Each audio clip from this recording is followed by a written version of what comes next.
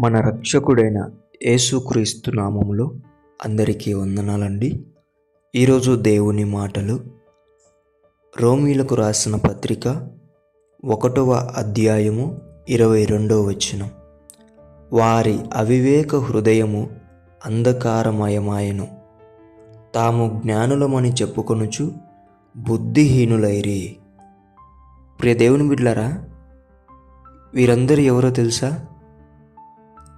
ఒకప్పుడు చీకటిలో ఉండి వెలుగులోకి వచ్చి క్రీస్తును అంగీకరించి చక్కటి జ్ఞానముగా, చక్కటి వివేకము కలిగిన బిడలుగా తీర్చబడిన వారు. అయితే ఎవరినో చూసి,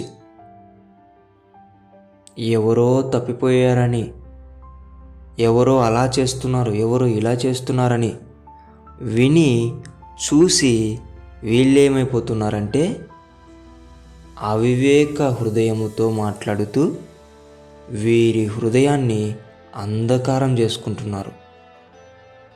వీరి జ్ఞానాన్ని బుద్ధిహీనంగా మార్చుకుంటున్నారు. దేవుని బిడ్డలారా, క్రైస్తవ జీవితం అంటే క్రీస్తును మాత్రమే చూసి నడుచుకోవాలి. ఏ దైవజనుణ్ణి కానీ, ఏ విశ్వాసిని కానీ, ఏ సంఘములో ఉన్నటువంటి బిడ్డలను కానీ కాదు. నీవు క్రీస్తును చూడాలి. ప్రభువు నమ్మదగినవాడు. ఆయన మాత్రమే నిన్ను దుష్టత్వం నుండి తప్పిస్తాడు.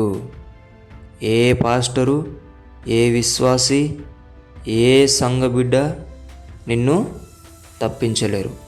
కాబట్టి ఎవరినో చూసి నీవు అవివేకముగా మారకుండా, ఎవరినో చూసి నీవు బుద్ధిహీనంగా మారకోకుండా, నీవు చూడవలసినది క్రీస్తును, నీవు నడవవలసినది క్రీస్తుతో.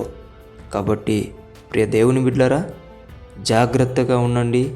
ఎవరితో నీకు అనవసరం, క్రీస్తుతో నీకు అవసరం. క్రీస్తుతో నడువు. క్రీస్తే నిన్ను చేరుస్తాడు. చివరి గమ్యం వరకు ఆయననే నిన్ను పట్టుకొని నడిపిస్తాడు. ఆమెన్. దేవుడి మాటలను దీవించునుగాక. ప్రార్థించుకుందాం. దేవానికి వందనాలు, స్తుతులు, స్తోత్రాలు. అనేకులు నీ బిడ్డలు ప్రభువ చాలా చక్కగా నిన్ను తెలుసుకొని బాగా ఎదిగి జ్ఞానములో, నా వివేకములో, తరువాత ఎవరినెవరినో చూసి అనేకులు పడిపోతున్నారు నాయన. వారిని వీరిని చూసి నిన్ను చూసి ఎదిగే బిడ్డలుగా బుద్ధి, జ్ఞానం, వివేకం దయచేయమని యేసు నామములో అడుగుతున్నాం తండ్రి. ఆమేన్.